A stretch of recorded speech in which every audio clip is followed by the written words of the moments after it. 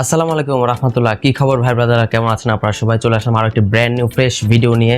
তো আজকের ভিডিওতে বেসিক্যালি আমরা আলোচনা করব Infinix Hot 12 এই মোবাইল ফোনটিকে নিয়ে। এই ফোনটি কিন্তু বাংলাদেশের বাজারে লঞ্চ হবে অ্যান্ড লঞ্চিং ডেট অ্যান্ড প্রাইসটি সব কিছুই আমাদের জানা হয়ে গেছে, সেগুলো আপনাদের মাঝে শেয়ার করার চেষ্টা করব আজকের এই ভিডিওতে। পাশাপাশি এই ফোনটির ফুল রিভিউ তো থাকছে আজকের এই ভিডিওতে।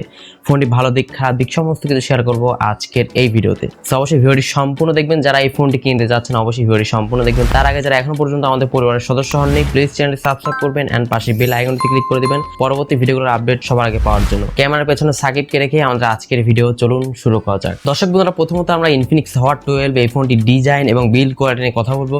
ফোনটি ব্যাক সাইডে ট্রিপল ক্যামেরা সেটআপ থাকছে, অনেকটাই চারটি ক্যামেরাতে মনে হচ্ছে, তবে ব্যাক সাইড ডিজাইনটা আমার কাছে অনেক বেশি ভালো লেগেছে। আপনার কাছে কেমন লেগেছে অবশ্যই কমেন্ট সেকশনে জানাবেন। এন্ড ফ্রন্ট একটি মিডল পাঞ্চল ক্যামেরা ইউজ করা হয়েছে, ব্যাক সাইডে পলিকার্বনেট ব্যবহার করা হয়েছে, তো সেক্ষেত্রে হালকা পাতলা স্ক্র্যাচ পড়তে পারে।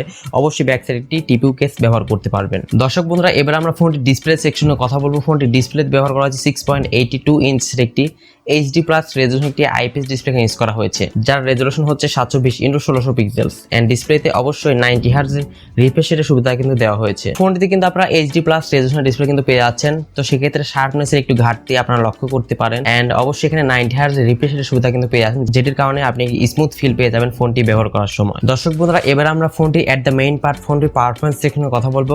ফোনটি আপনার সফটওয়্যার আপডেট হিসেবে Android 12 এর সুবিধা পেয়ে যাচ্ছেন এবং এর এক্সএস হচ্ছে 10.6। ফোনটির চিপসেট থাকছে মিডিয়াটেকের Helio G85 এর একটি 12 ন্যানোমিটারের আর্কিটেকচার বিল্ড কোয়ালিটি প্রসেসর এখানে পেয়ে যাচ্ছেন এবং এর জিপি হচ্ছে মালে G52।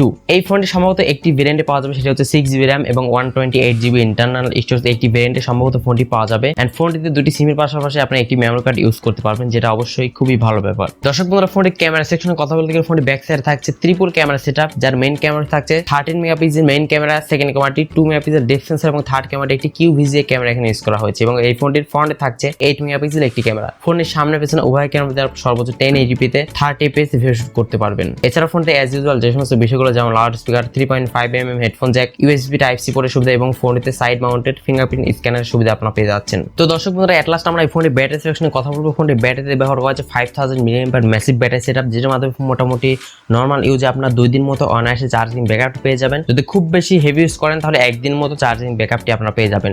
আর যদি একটানা PUBG খেলেন বা ফ্রি ফায়ার খেলেন তাহলে সেক্ষেত্রে 4-5 ঘন্টা ব্যাকআপ পেয়ে যাবেন এই ফোনটি থেকে। এন্ড এই ফোনটি বক্সের সঙ্গে কিন্তু 18 ওয়াট একটি অ্যাডাপ্টার দেওয়া হবে, যেটার মাধ্যমে মোটামুটি ফাস্টলি ফোনটিকে রিচার্জ করে নিতে পারবেন। দর্শক বন্ধুরা, এবার আসছে ফোনটির মেইন টপিক নিয়ে। ফোনটি কত প্রাইস রেঞ্জে বাংলাদেশে আসবে এন্ড ফোনটি কবে বাংলাদেশে আসবে। এই ফোনটি কিন্তু বাংলাদেশে এই মাসেরই 20 থেকে 25 তারিখের মধ্যে লঞ্চ হবে, মে মাসের মধ্যেই 10-15 দিনের মধ্যে ফোনটি অফিসিয়ালি আই হোপ লঞ্চ হয়ে যাবে। এই ফোনটি বাংলাদেশে লঞ্চ হতে পারে সম্ভবত 12 থেকে 13,000 টাকার মধ্যে ফোনটি লঞ্চ হতে পারে, এমনটাই ধারণা করা যাচ্ছে। এন্ড এই প্রাইস রেঞ্জে কিন্তু একদম কিলার টাইপের একটি ফোন হতে চলেছে।